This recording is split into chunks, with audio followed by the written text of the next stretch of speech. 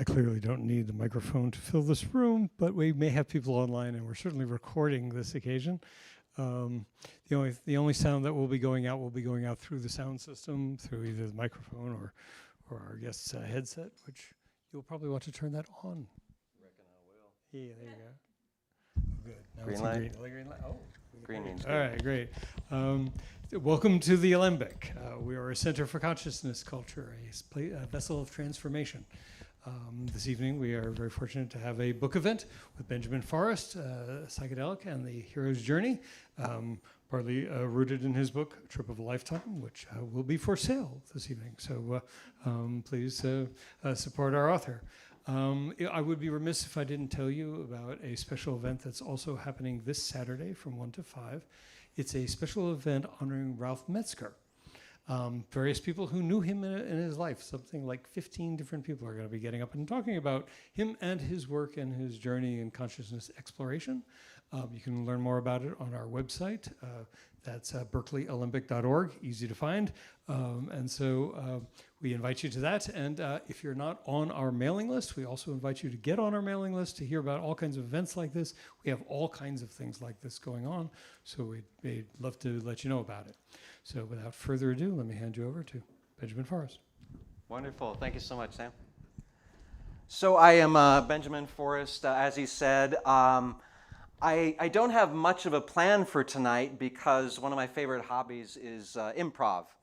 And so I like to just kind of like show up and, let the mind and heart lead me where it goes. So I will be talking about psychedelics, and I will be talking about the hero's journey.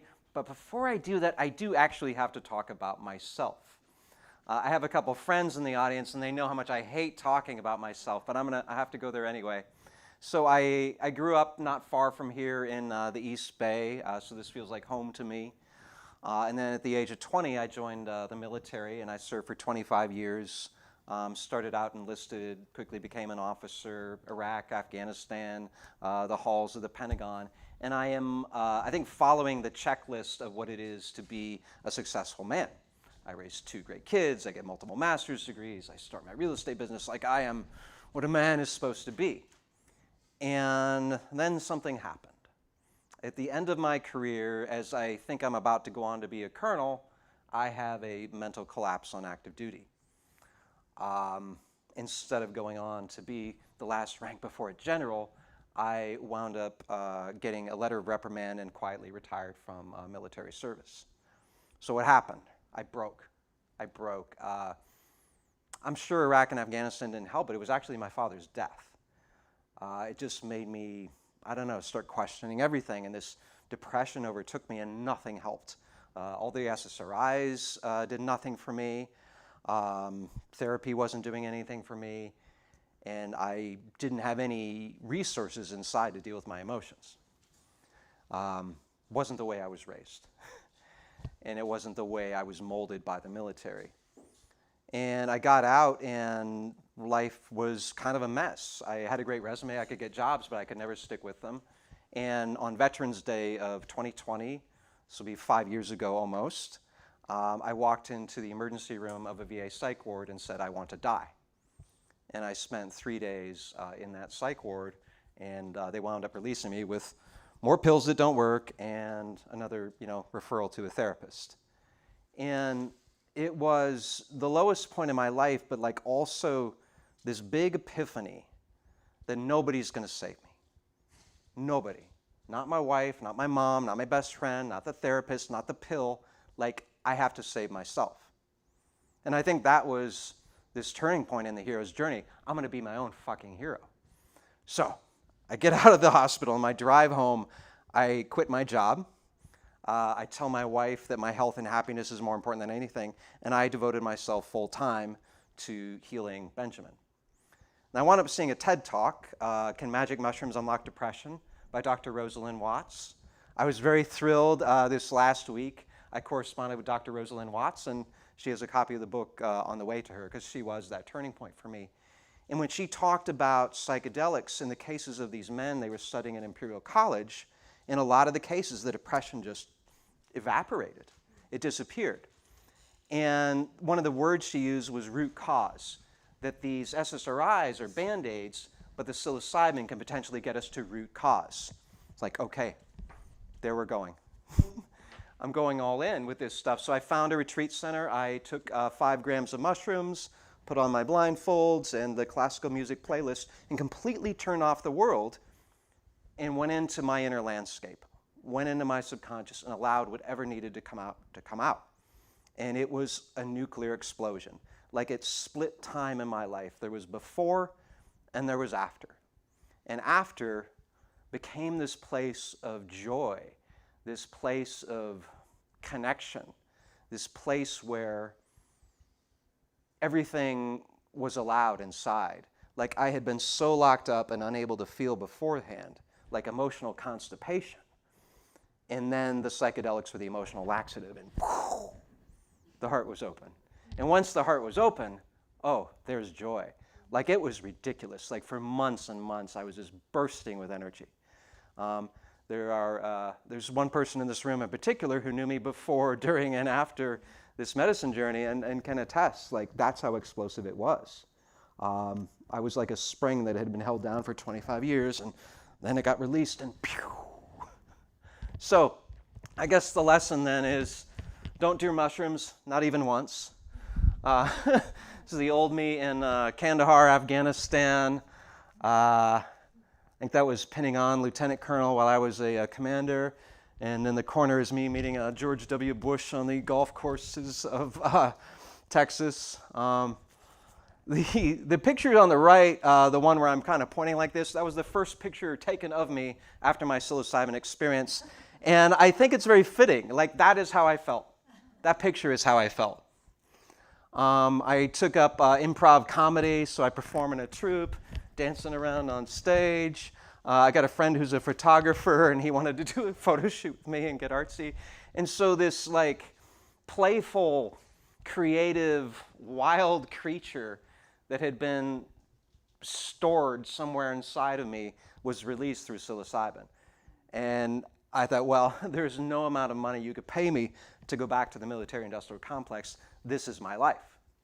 This is my life. I went to school, as I was saying earlier, to become a therapist. I'm like, that's not the path. There's another way. And so I wound up becoming a psychedelic integration coach. Well, I found my way to navigate through, this heart of mine and find some gold. Maybe I can be helpful to other people too. And so that's what I did for a couple years. And then this nagging to write a book came. And after what felt like 100 revisions, the book became complete.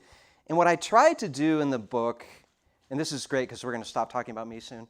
What I tried to do in the book is write that simple self-help guide, that how to win friends and influence people, that 7 habits of highly psychedelic people. Like, that's the book I wanted to write. Like, here are the principles, here's this client's story, here's my story, and just make it so accessible that somebody who can't even spell psychedelics could pick up that book and within 200 pages actually be better prepared than most people doing psychedelics today. And so, behold, Trip of a Lifetime, the Psychedelic Guide to Healing, Loving, and Living. And in the book, I have basically 10 chapters, and those 10 chapters are the journey, the preparation, the navigation, and the integration.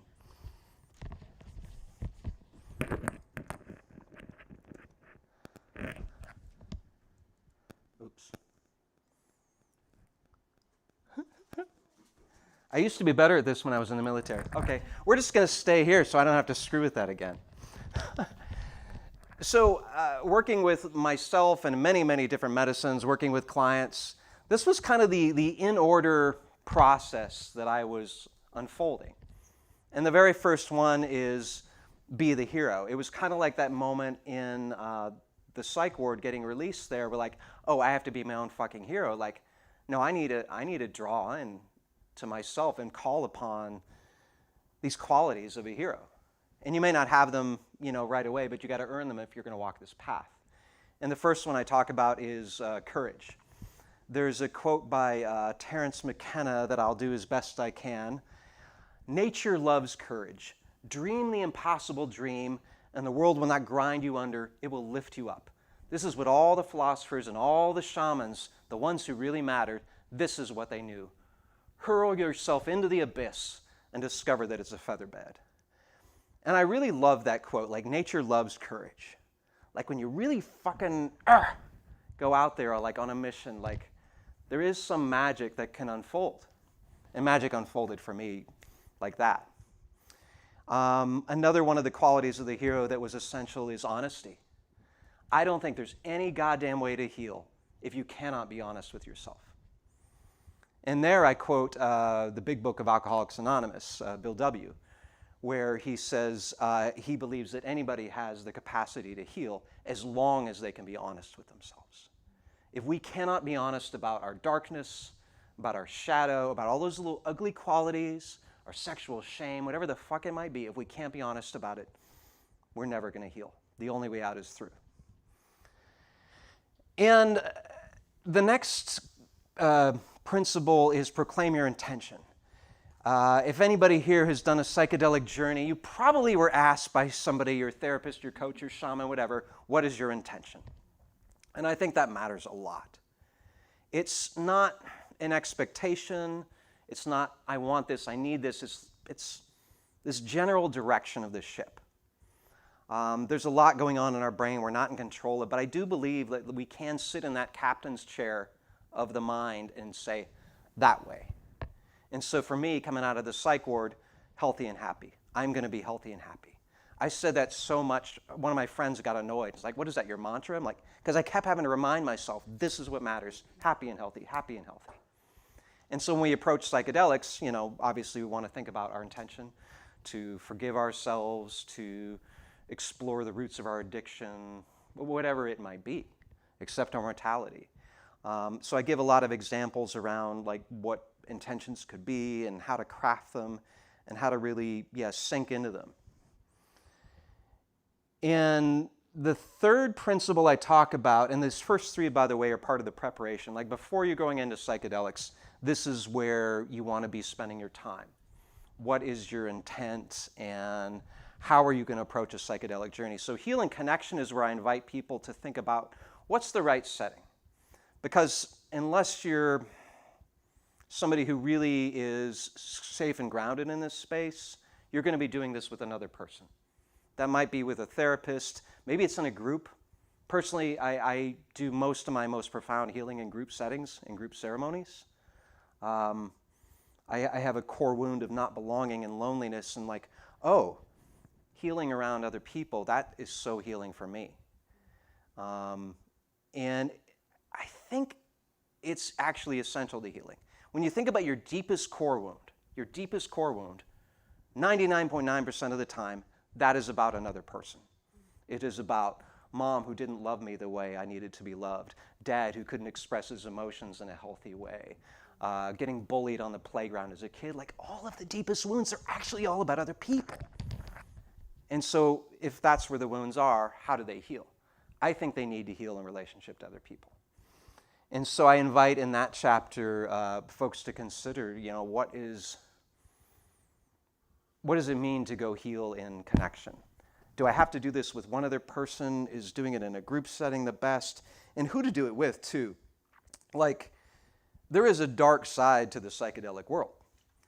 There's a book, Trippy, written by a New York Times journalist last year about his own experiences exploring South America and ayahuasca.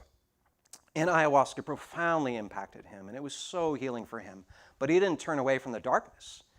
He told this story of sexual predators who would take advantage of women while they're under the medicine. So there you are, going into the most vulnerable possible place, and one of the worst things that could happen to you happens to you. There was one story he told of these women having to gather together for safety in numbers and grabbing a knife from the kitchen to hide themselves from this quote-unquote shaman who was a predator and being protected by the shaman's wife. It was a nightmare. Told a story of a very famous ayahuasca center in Costa Rica. I'm not going to name them, but they would try to upsell people while they were on the medicine. The guy who established it has a pretty spotty track record in terms of his relationship to ego, money, and women. So this is the most vulnerable, sacred thing we can do. And so I do talk in the chapter about how do we find the right setting and the right people to surround ourselves with as we approach this medicine.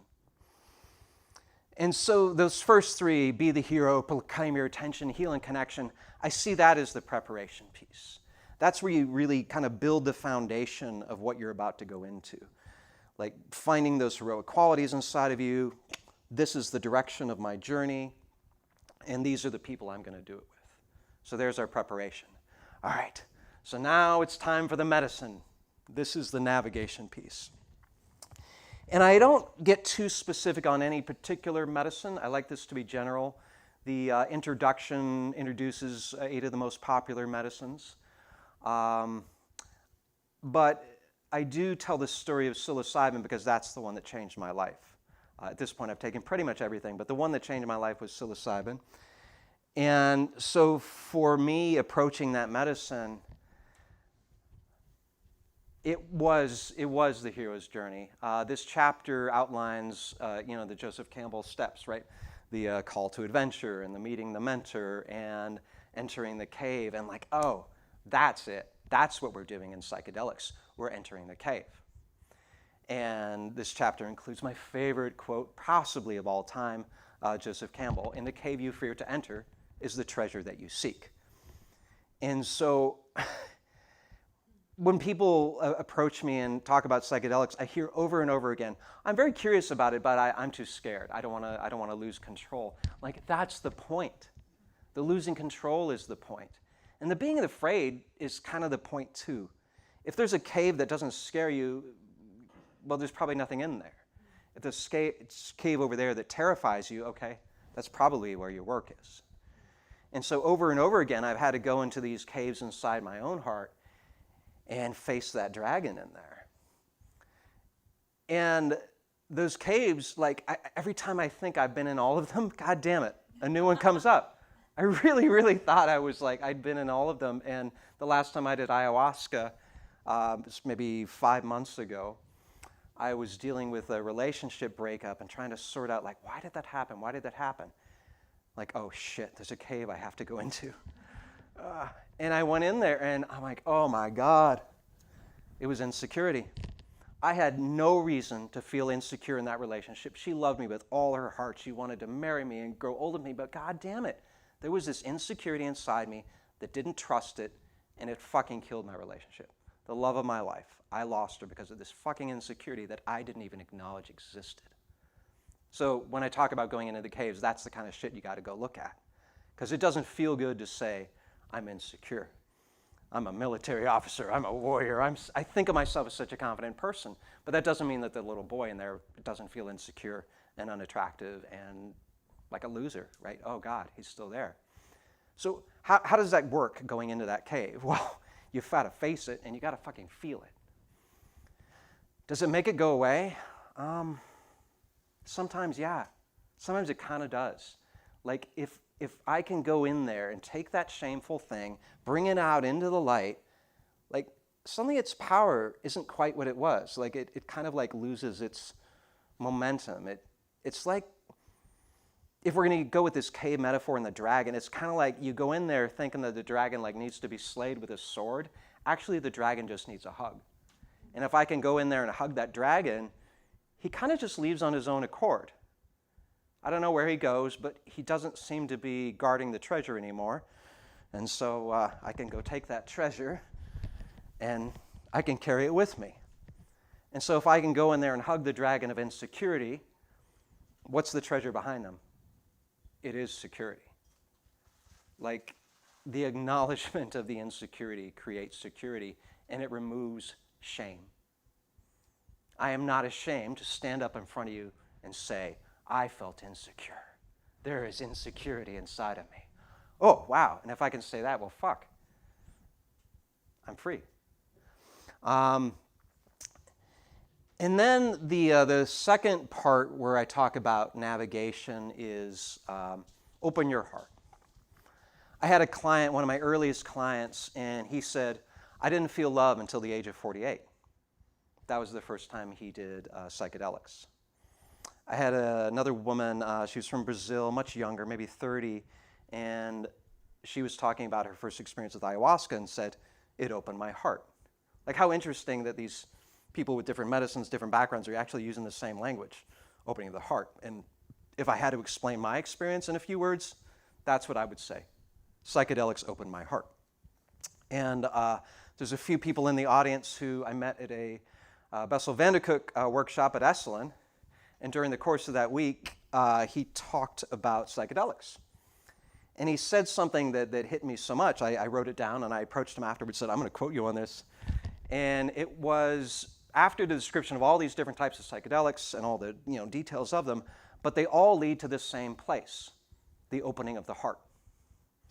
So whether it's my clients, my own experience, or arguably the foremost expert on trauma in this world, this is how we open the heart. There's probably other ways to do it, but I've never seen anything quite as magic as psychedelics. And I think this is particularly important for men. Like, I'm of an age where I was, literally told boys don't cry. I was shamed for having feelings. I had a very stoic father who rarely expressed anything. When I told him his mom died decades later, it was the strangest phone call of my life. Like, I told him, your mom just passed. And he said, oh. And I just kind of waited for a response. I said, yeah, so I just thought you need to know. Yeah, okay. And it was like I told him the scores to a game he didn't care about. And the conversation ended quickly, and we never spoke of her again. That was my model of masculinity.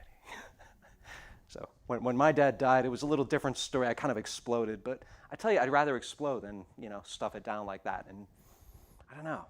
I don't know what was in his heart, but that felt very close. And that was my example. And the military is a lot like that, too. I was talking earlier with an audience member, how we get so trained to put all those feelings aside. And that's so helpful in emergency. Why do we have that biologically? Because when there's a fucking bear over there, you need to shut those feelings down, do what needs to be done. If you're in a war zone, if you're in a meeting, if your kid needs you and you're dealing with shit, you put that aside. So that ability, that mechanism to turn off feelings is helpful. But God, if you stay there, if you get stuck there, it will literally kill you. It was literally killing me. It put me in a goddamn psych ward. So I think my next work, by the way, I think the next book is going to be specifically about men and how we can open our heart. Working title is Love Without Armor, What Psychedelics Can Teach You About Being a Man. Psychedelics taught me how to be a man, and it's not about being feminine. It's about being a full fucking human being and recognizing that it is my birthright to be a feeling human being. Because they're there anyway. You can deny them if you want. They're there. And they're going to come out in ugly ways if you don't face them. All right, so we've done our preparation. We've done our navigation. And we're coming out of the journey. So the last few stages there are all about integration. And I have more chapters in the book about integration than anything else. Because if you do not bring it into your experience, if you do not integrate it, all you've had is an interesting experience. And I love interesting experiences, but that's not how we transform. And so this is the invitation to transform. I was very fortunate after my big experience. Since I had quit my job and I wound up quitting my marriage shortly thereafter too, I had this strange period of freedom. And so I kind of went off into the woods, and for 30 days, I did nothing but read spiritual books. I'm going into Eckhart Tolle and Alan Watts and Byron Katie and Peace Pilgrim, and just on and on and on, every day, just filling my head with this spirituality that suddenly seems accessible to me, and talking only to people who were very, supportive and loving of what I was going through. And I didn't know what I was doing exactly, but I think what I was doing was I was maximizing neuroplasticity. When we go in there and we blow our minds with large doses of these medicines, as many of you probably know, there is this opportunity of neuroplasticity that's very rare in an adult. We're a lot more pliable as children, but the medicines can help us rewire ourselves. And without knowing exactly what I was doing, I was rewiring myself. And I saw other people from that exact same retreat kind of go back to work on Monday morning and go back to their relationships and just get back in those rhythms and routines. And what are you doing with your period of neuroplasticity? You're kind of just teaching it to keep doing everything you're already doing. You may have just squandered your opportunity to rewire your brain. And I say that with empathy because like a lot of them probably just had to get back to fucking work, and the kids need their help and the spouse needs their help. And so like maybe they didn't have a goddamn choice but to get back to their old routine, but you've got to carve out something in your life.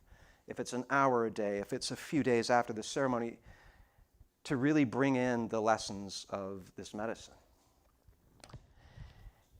And one of the other reprogramming pieces that became so important was self-love. I did not recognize how I had been trained to not love myself. Like that it should be something almost shameful or egotistical or it's narcissism or something. But no, like I think a lot of the work after the medicine was self-love and this recognition that this is the most altruistic thing I can do. Because the more I loved myself, the more I was loving other people. I found myself becoming such an amazing ex-husband to my ex-wife. I was a shitty husband in a lot of ways, but I was an amazing ex-husband. My relationship with my kids transformed. I was a lot more free with praise. I was a lot more free with physical affection. Like, oh God, this is a cheat code. I became more intimate with my old friends. I found myself making new friends with ease. Like, oh, this is actually like a little bit of a cheat code to life. It is the most altruistic thing I can do is to love this motherfucker for all of his faults. And so I give a few practices to folks there as they're in this period of neuroplasticity, this period of integration of how can they learn to love themselves. And one of the stories I tell them there is from a men's group that I was in. And in this men's group, one of the things they had us do was to say out loud, I love myself. And for me, like, okay, yeah, fine, I love myself, great. I was so far down, like, the healing path, it didn't even, like, cause any kind of resistance at all. And I was so shocked then to see men struggle just saying those words, I love myself. Like they would just, like, they would clam up or they would, like, refuse. Like, what does that say about us? What does that say about them? That just saying those words is resistance and contradiction like within. And so psychedelics provide an opportunity to just kind of burst through those patterns. And I referenced some studies in there around self-love and psychedelics where this may be